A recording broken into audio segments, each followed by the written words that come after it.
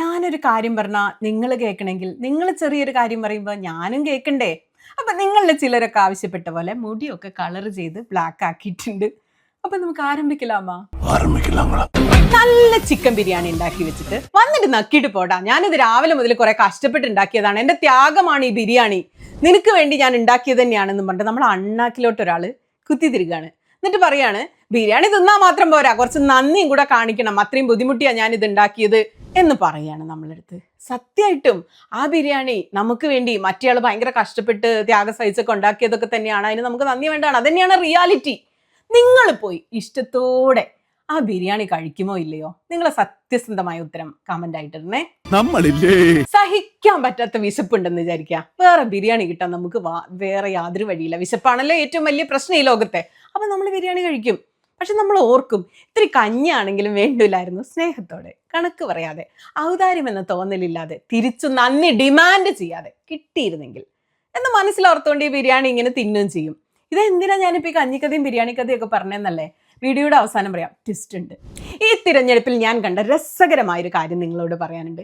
എല്ലാ ജില്ലയിലും വളരെ വിസിബിളായ ബ്രില്യൻ്റായ ഓരോ പ്രതീകങ്ങളുണ്ടായിരുന്നു ഈ തിരഞ്ഞെടുപ്പിൽ. അതെല്ലാം തന്നെ പരോക്ഷമായും പ്രത്യക്ഷമായും UDFന്റെ വിജയത്തെ സഹായിക്കുന്നതായിരുന്നു. ഉദാഹരണത്തിന് തിരുവനന്തപുരം എടുത്താൽ CPM BJP ഡീൽ എന്നൊരു നെറേറ്റീവ് അങ്ങ് ഉണ്ടാക്കി വെക്കുകയാണ്. ആളുകൾക്ക് ഇത് ഉണ്ടോ ഇല്ലയോ എന്ന് സംശയം തോന്നുന്ന തരത്തിൽ അതിനെപ്പറ്റി പലതരം ചർച്ചകൾ നടത്തുന്നു. എന്നാൽ ഇങ്ങനെ ഒരു ഡീൽ ഇല്ല എന്ന് CPMന് മനുഷ്യരെ പ്രൂവ് ചെയ്യാൻ കഴിയുന്നില്ല. ഭയാനകമായ ഒരു ആരോപണം. ഡീൽ എന്ന് കേൾക്കുമ്പോൾ തന്നെ ആളുകളുടെ മനസ്സിൽ CPM BJP എന്ന് ചിന്തിക്കാൻ തുടങ്ങുന്ന ഭയാനകമായൊരു ഭീകരമായൊരു നറേറ്റീവ്. ഇനി നമ്മൾ കൊല്ലത്തേക്ക് എത്തിയെന്ന് ഓർക്കുക. കൊല്ലത്തേക്ക് വരുമ്പോൾ ഉമ്മൻചാണ്ടിക്ക് നീതി വേണം എന്ന് പറഞ്ഞിട്ട് അതിഭയങ്കരമായ ക്യാമ്പയിൻ നടക്കുക. ആ ക്യാമ്പയിന്റെ അവസാനം ഗണേഷ് കുമാർ മുട്ടുകുത്തി വീണു.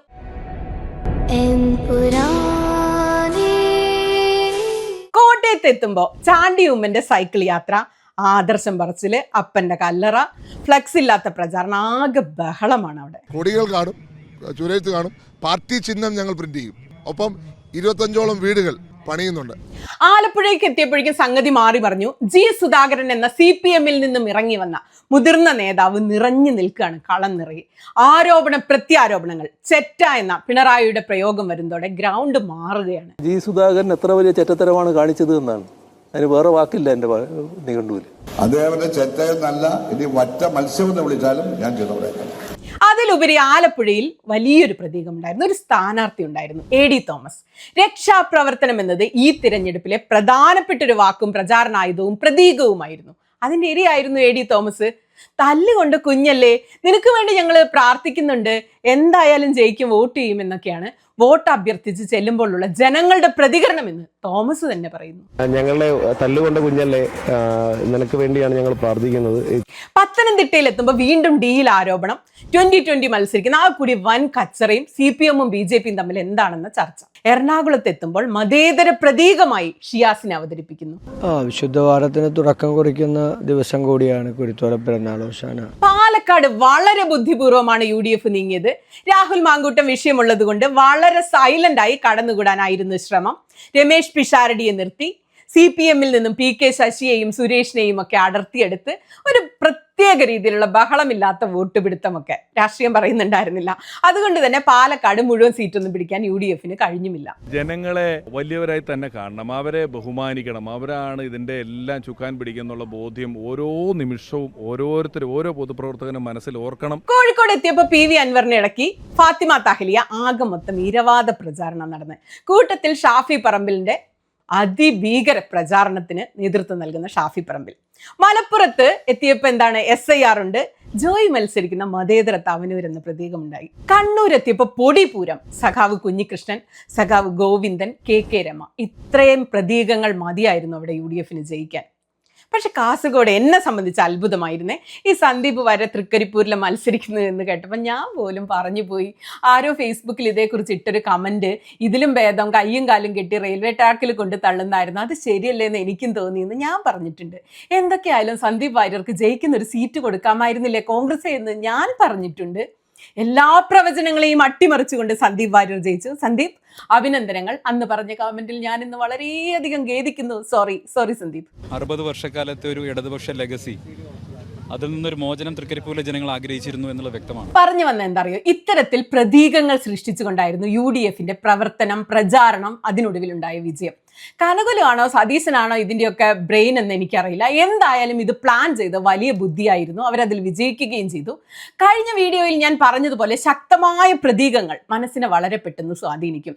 മലയാളിയുടെ മനസ്സിൽ അങ്ങനെ പതിഞ്ഞൊരു വാക്കാണ് രക്ഷാപ്രവർത്തനം. വാക്കിന്റെ ശക്തിയെക്കുറിച്ചും ദൗർബല്യത്തെക്കുറിച്ചും എനിക്കെന്തോ ഇന്ന് സീരിയസ് ആയി നിങ്ങളോട് സംസാരിക്കണം തോന്നുന്നു. താല്പര്യമുള്ളവരൊക്കെ ഒന്ന് കാണണേ. എനിക്ക് ഇലക്ഷനുമായി ബന്ധപ്പെട്ട് ഉയർന്നു വന്ന ചില പ്രധാനപ്പെട്ട വാക്കുകൾ, അതെങ്ങനെ മനുഷ്യരുടെ മനസ്സിലെത്തി എന്നാൽ ചില കാര്യം പറയണ്ടേ. എന്തുകൊണ്ടാണ് വയനാട്ടിൽ ഇടത് തോറ്റുപോയത്? മുണ്ടക്കൈ ചൂരൽമല നിവാസികൾക്ക്, ദുരിതബാധിതർക്ക് എല്ലാം കൊടുത്തിട്ടും ചേർത്ത് പിടിച്ചിട്ടും എന്തുകൊണ്ട് ഇടത് അവിടെ തോറ്റു? കഴിഞ്ഞ ദിവസങ്ങളിൽ നമ്മൾ ഫേസ്ബുക്കിൽ വ്യാപകമായി കാണുന്ന ഒരു കമന്റും സംശയവുമാണിത്. നിരവധി ഇടത്ത് ഈ കമന്റ് ആവർത്തിക്കുന്നത് കൊണ്ട് ഞാൻ അതിനൊരു മറുപടി പറയണമെന്ന് വിചാരിക്കുകയാണ്. മറ്റു ചില പൊതുവായി കണ്ട ചില കമന്റുകളുണ്ട്. ശിവൻകുട്ടി അണ്ണൻ എന്ത് അഹങ്കാരം കാണിച്ചിട്ടാണ് അവിടെ തോറ്റുപോയത്? അഹങ്കാരം ധാർഷ്ട്യമാണ് തോൽവിയുടെ കാരണം എന്നാണല്ലോ പറയുന്നത്. അപ്പൊ ലിൻഡോ എന്ത് ധാർഷ്ട്യമാണ് നിങ്ങളോട് കാണിച്ചത്? എന്തിനാണ് ലിൻഡോയെ തോൽപ്പിച്ചത് എന്നതൊക്കെയാണ് ആ കമന്റുകൾ. ഈ കമന്റുകളിൽ തീരുന്നില്ല ചിലരുടെ ആത്മരോഷം. ബാക്കി കമന്റ് നോക്കൂ.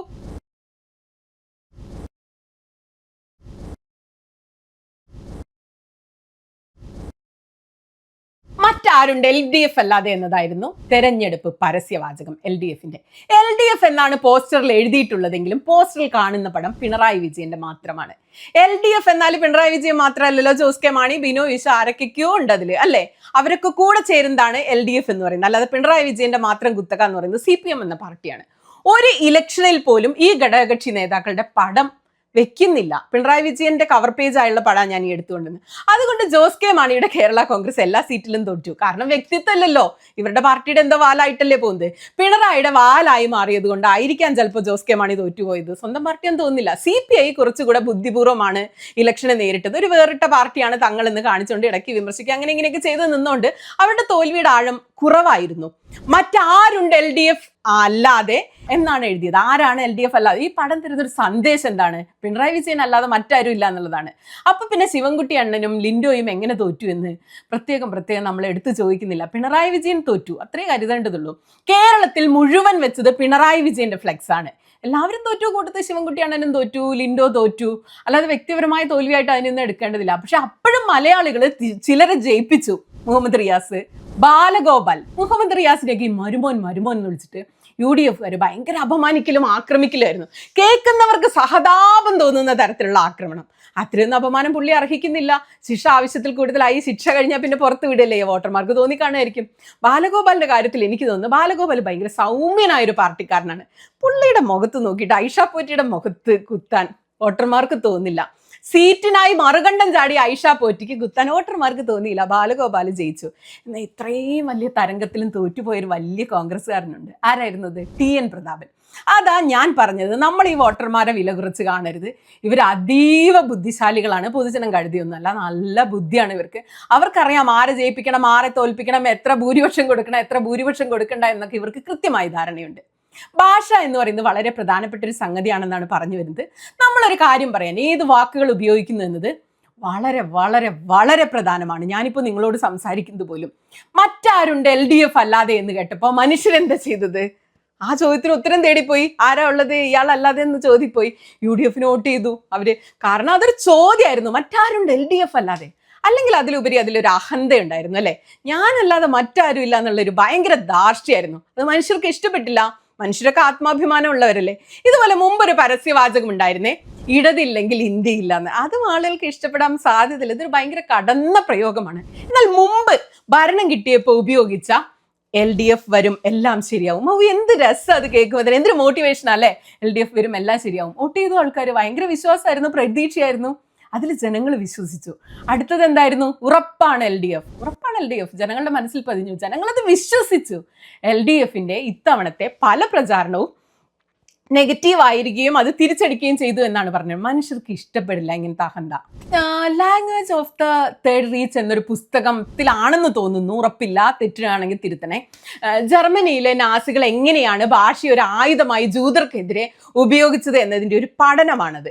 അതിൽ പറയുന്ന ഒരു കാര്യമുണ്ട്. ഒരിക്കലും ഒരു ജൂതൻ മുടി വെട്ടാൻ വേണ്ടി നാസിയുടെ കടയിൽ അടുത്ത ബാർബർ ഷോപ്പിൽ ചെല്ലാണ്.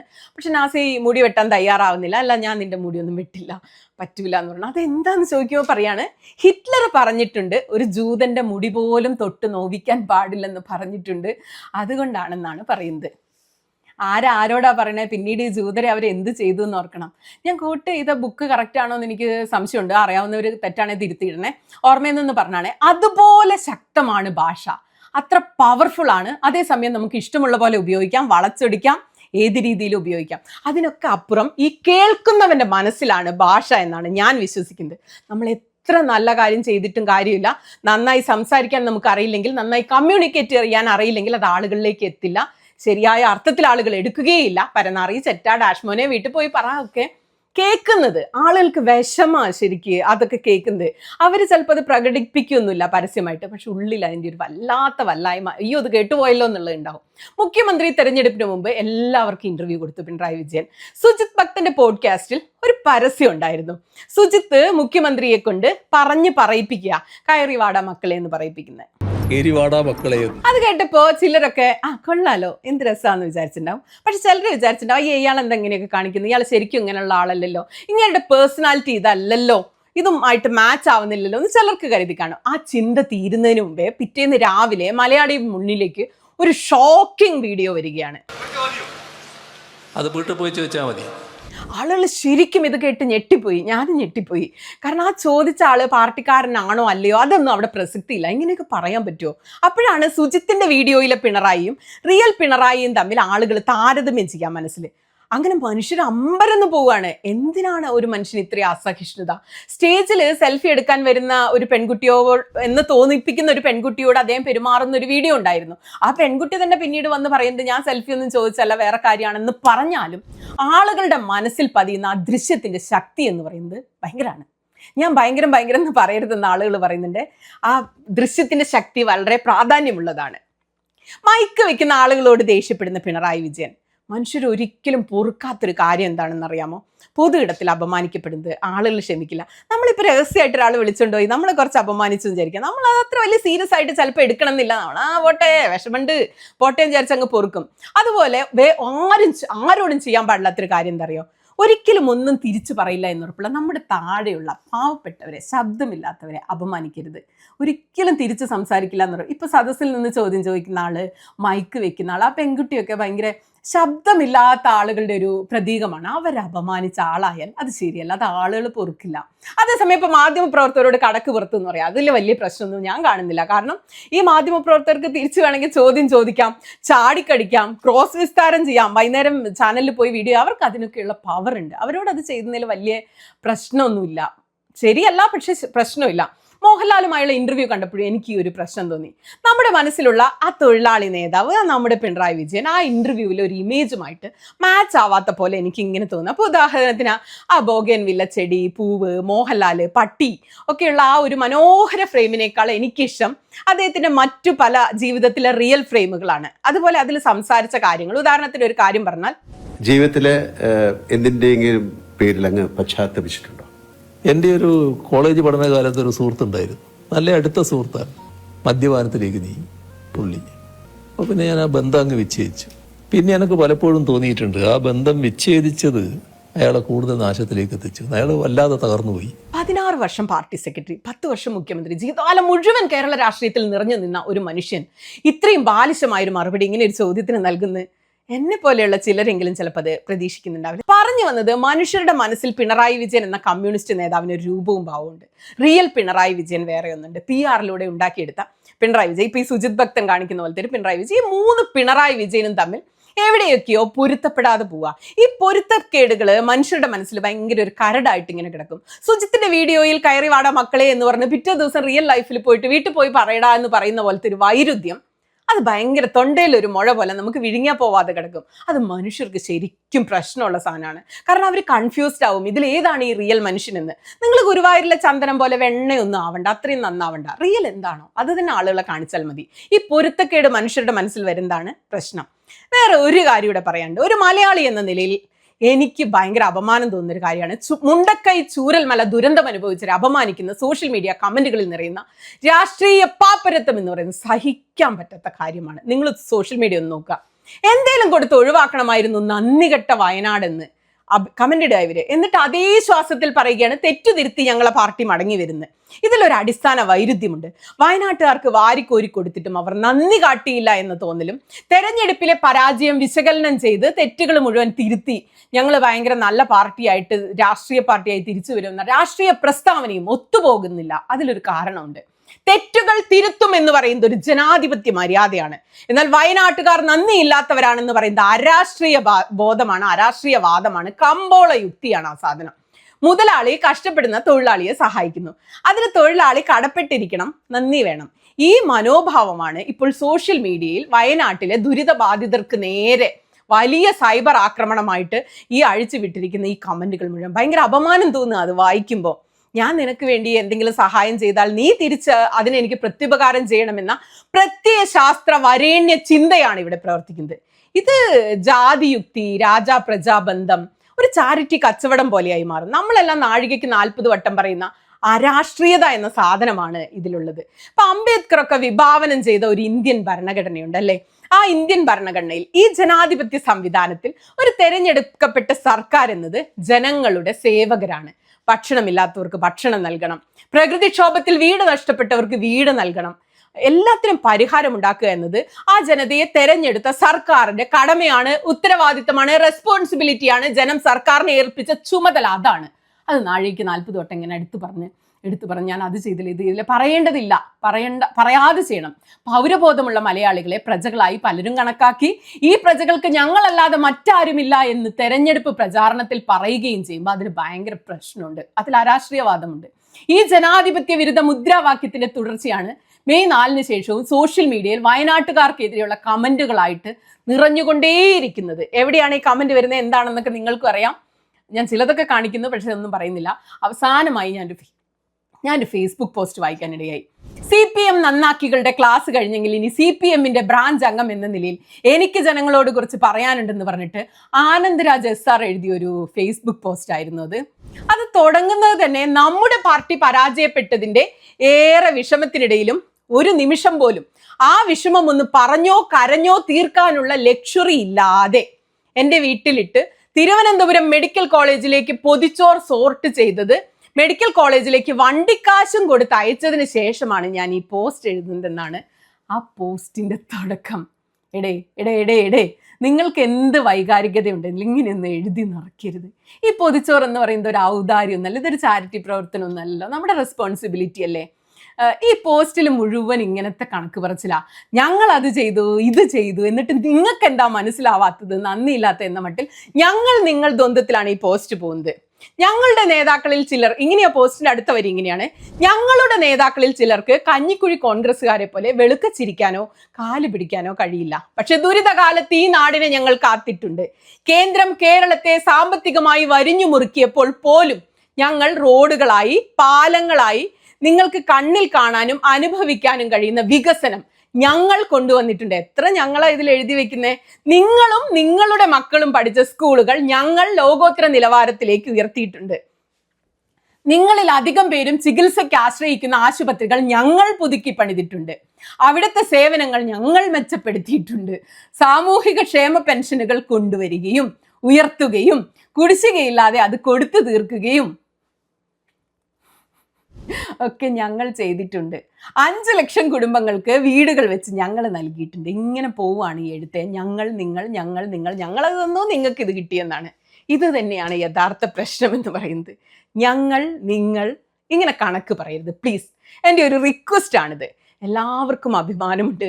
വയനാടിനെ കുറിച്ച് കണ്ട മറ്റൊരു പോസ്റ്റ് എന്താ അറിയോ? അന്നേ തലയ്ക്ക് വെളിവുള്ളവരെല്ലാം പറഞ്ഞു ഇങ്ങനെ ഒരു ടൗൺഷിപ്പ് പണിക്ക് പോകരുതെന്ന്. എന്താ എഴുതുന്ന? വല്ല ബുദ്ധിയും ബോധമുണ്ടെന്ന് ആലോചിച്ച് നോക്കൂ. അനാവശ്യ ഇടപാടാണ്. 100 ഏക്കർ സ്ഥലം ഓരോ ബോയിങ് വിമാനം വീതം കൊടുത്താൽ പോലും 2 ദിവസം കഴിയുമ്പോൾ പറയും ഓരോ ബെൻസ് കാർ കൂടി തന്നില്ല എന്ന്. വർഗം മല്ലുവാണെന്ന് സർക്കാർ എത്ര കൊണ്ടാലും പഠിക്കില്ല. 100 കണക്കിന് വർഷങ്ങളായി വെള്ളം കയറുന്ന ചെല്ലാനത്തിന് വേണ്ടി 75 വർഷം ഇന്ത്യ ഭരിച്ചിട്ടും കോൺഗ്രസ് ഒന്നും ചെയ്തില്ല. ഒടുവിൽ LDF 1000 കോടി രൂപ മുടക്കി ചെല്ലാനത്ത് വലിയ കടൽ ഭിത്തി ഉണ്ടാക്കി. അതിന്റെ നേട്ടം കിട്ടിയവർ പള്ളിമുറ്റത്ത് യോഗം ചേർന്ന് തീരുമാനിച്ചു 1000 കോടി രൂപ മുടക്കിയെങ്കിൽ അത് പിണറായി വീട്ടിൽ നിന്ന് കൊണ്ടുവന്നതൊന്നുമല്ലല്ലോ. അതിനാൽ നമുക്ക് UDF വോട്ട് ചെയ്യാം. പഞ്ചായത്ത് ഇലക്ഷനിൽ പോലും അവിടെ ഇടതുപക്ഷത്തിന് കെട്ടിവെച്ച കാശ് കിട്ടിയില്ല. ചെല്ലാനം, വയനാട്, 2 ഉത്തരം മതവർഗീയ കൃഷിയുടെ വിളവെടുപ്പാണ് നടന്നത്. അങ്ങനെ പോവുകയാണ് ഈ പ്രാക്ക് പദം പറച്ചിൽ. ബാക്കി ഞാൻ വായിക്കാൻ ആഗ്രഹിക്കുന്നില്ല, അത്രയ്ക്കും എനിക്ക് ഇഷ്ടമുള്ളത് വായിക്കാൻ. ദയവായി നിങ്ങൾ ഈ പണി നിർത്തണം. നിങ്ങളിപ്പോൾ ഈ പ്രവർത്തിപ്പിച്ചുകൊണ്ടിരിക്കുന്ന യന്ത്രം നിങ്ങൾ ഓഫാക്കണം. അപ്പം നിങ്ങൾ ചോദിക്കും, ഇതൊക്കെ സോഷ്യൽ മീഡിയയിൽ ഒരു പേരും ഇല്ലാത്ത ആൾക്കാർ എഴുതി നിറയ്ക്കുന്നതല്ലേ എന്ന്. അങ്ങനെയല്ല കാര്യങ്ങൾ. ഇത് ഡിജിറ്റൽ യുഗമാണ്. ഇവിടെ എല്ലാവരും എഴുതുന്നതും പറയുന്നതും ഓർത്തു വെക്കപ്പെടും. പാർട്ടി സെക്രട്ടറി മാത്രമല്ല പ്രതി, ഇങ്ങനെയൊക്കെ എഴുതുന്ന പ്രവർത്തിക്കുന്ന ആണികളും പ്രതികളാണ്.